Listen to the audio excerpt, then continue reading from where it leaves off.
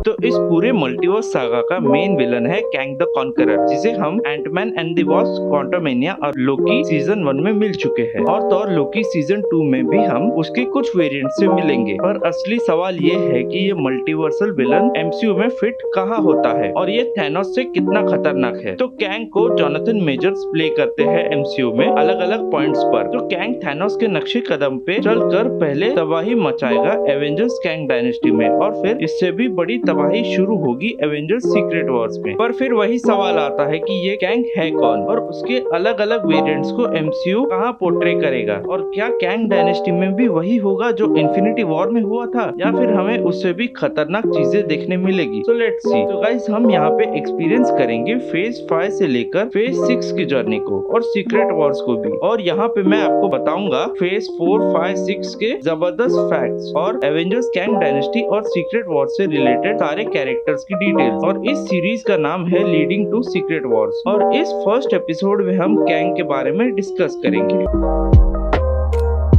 तो सबसे पहला सवाल ये है कि ये कैंग है कौन। तो इस सिंपल क्वेश्चन का डिटेल्ड आंसर ये है कि हमें कैंग के बहुत सारे वेरिएंट्स दिखेंगे जो कि अच्छे और बुरे होंगे, पर कैंग द कॉन्करर एक ही है जो कि बहुत इविल है, और एवेंजर्स को पूरे मल्टीवर्स को बचाना है कैंग द कॉन्करर से। तो कैंग द कॉन्करर सबसे पहले मार्वल कॉमिक्स में दिखा था 1963 की फैंटास्टिक फोर कॉमिक बुक में, पर वो कैंग नहीं था, वो था उसका पहला वेरिएंट रामाटट। और कैंग हमें दिखा उसके अगले साल में, यानी के 1964 की द एवेंजर्स कॉमिक्स में। तो रामाटट एक टाइम ट्रेवलर है जिसके पास्ट और फ्यूचर के अलग अलग वेरिएंट्स है, और उसे रोकना बहुत मुश्किल है। तो मार्वल कॉमिक्स में उसका सामना फैंटास्टिक फोर से होते रहता है, और हमने रामाटट को एंटमैन एंड द वास्प क्वांटमैनिया के पोस्ट क्रेडिट्स में भी देखा था। और ऐसे रिपोर्ट्स है कि 2025 में आने वाली मूवी फैंटास्टिक फोर का मेन विलन रामाटट ही होगा, जो कि कैंग का एक वेरिएंट है। तो यहाँ से हमें एक आइडिया लग जाता है कि अगर कैंग के अलग अलग वेरिएंट अलग अलग मूवीज में अपीयर होने लगते हैं, तो लोकी में जो मल्टीवर्सल वॉर की बात हुई थी वो एकदम सही है, क्योंकि मल्टीवर्सल वॉर कैंग के वेरिएंट्स के बीच में ही हुआ था। तो कॉमिक्स में ये कैरेक्टर पहले होता है नथानिएल रिचर्ड्स, जो कि है मिस्टर फैंटास्टिक रीड रिचर्ड्स का डिसेंडेंट, यानी कि वंशज, जो कि 31st सेंचुरी में उसने टाइम ट्रेवलिंग डिस्कवर किया था और टाइम में पीछे जाता है एंशिएंट इजिप्ट में, और वहाँ वो बनता है फेरो रामाटट। और तभी वहाँ पे फैंटास्टिक फोर की टीम भी पहुंचती है, और उनसे हारने के बाद वो फिर से 31st सेंचुरी में जाने की कोशिश करता है, पर वो पहुंच जाता है 41st सेंचुरी में, और वो प्लेनेट अर्थ पे कब्जा करता है, और वो बन जाता है कैंग द कॉन्करर। कैंग के पास कोई सुपर ह्यूमन एबिलिटीज नहीं होती है, पर वो नेक्स्ट लेवल जीनियस है जो अपने एडवांस टेक को यूज करके दुश्मनों को डिफीट करता है। और हम लोकी सीजन 1 में उसके बेस्ट वर्जन से मिल चुके हैं, और उसे हर सेकंड की खबर थी कि मल्टीवर्स में क्या क्या हो रहा है।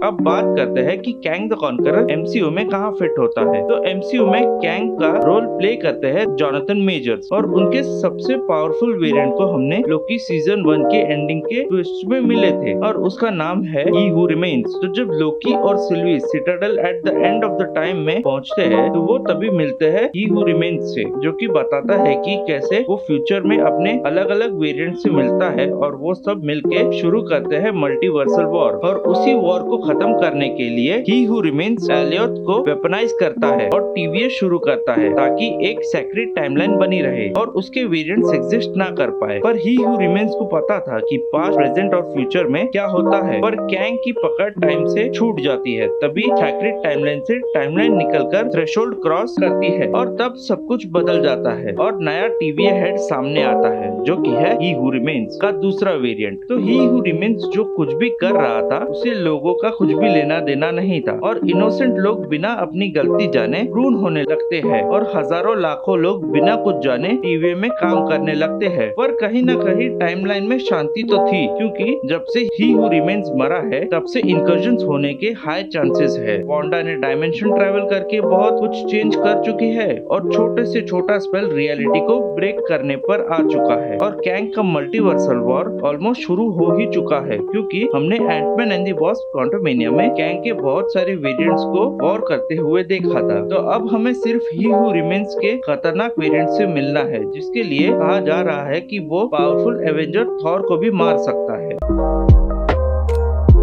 अब आते हैं कैंग डायनेस्टी और सीक्रेट वॉर्स पे। तो ऐसा कहा जा रहा है कि कैंग डायनेस्टी की स्टोरी बेस्ड होगी 2001 की एवेंजर्स स्टोरी लाइन पर वो स्टोरी थोड़ी सिंपल थी, जहाँ पर कैंग फ्यूचर से आके अर्थ पे रूल करता है। पर अभी का मल्टीवर्स सागा बहुत कॉम्प्लेक्स है, तो एक अर्थ को कॉन्कर करके कोई फायदा नहीं होगा। और ऐसा कहा जा रहा है कि वो मूवी एवेंजर्स वर्सेस कैंग कम होगी, बल्कि वो मूवी होगी कैंग वर्सेस कैंग के वेरिएंट्स पर, जहाँ पे खतरनाक कैंग के वेरिएंट्स एक बड़े बैटल रॉयल में पार्ट लेंगे, जैसे कि हमने एंटमैन एंड द वॉस्प क्वांटमनिया में देखा था। और उस बैटल का विनर होगा कैंग द कॉन्करर। और अब बात करें सीक्रेट वॉर्स की, तो ये होगी असली पावर स्टोरी। तो आपको याद होगा कि कैसे केविन फाइगी ने स्पाइडरमैन नो वे होम में मल्टीवर्सल एंगल ऐड करके हमें एक जबरदस्त मूवी डिलीवर की है, जहाँ पर सोनी ने अपने पुराने स्पाइडरमैन को यूज करके हमें प्योर एंटरटेनमेंट देने की कोशिश की है। तो इसी से इमेजिन करो कि लास्ट 25 साल से आई हुई मार्वल मूवीज के साथ एक्समैन के दोनों वर्जन्स, फैंटास्टिक फोर के सारे versions, Blade, Spiderman, Ghost Rider और जितने भी कैरेक्टर्स है सभी आने वाले हैं। तो मार्वल ने हमें एक हल्का सा हिंट मल्टीवर्स ऑफ मैडनेस में दिया है, और कुछ ऐसे रूमर्स भी है कि बियॉन्डर्स का कैंग वेरिएंट भी देखने मिल सकता है। तो इसे सीक्रेट वॉर्स का बहुत अच्छा सेंस बनता है। और तो और डेडपूल 3 में हमें मल्टीवर्सल ट्रेवल देखने मिलेगा। हो सकता है वहाँ पे हमें सीक्रेट वॉर्स का कोई सेटअप देखने मिल जाए। So guys, that's the end of the video. मिलते हैं अगले वीडियो में, और इस सीरीज के न्यू एपिसोड हर वीक आते रहेंगे। तो वीडियो पसंद आया हो तो वीडियो को लाइक कीजिए, चैनल पे नए हो तो चैनल को सब्सक्राइब कीजिए और वीडियो को शेयर कीजिए।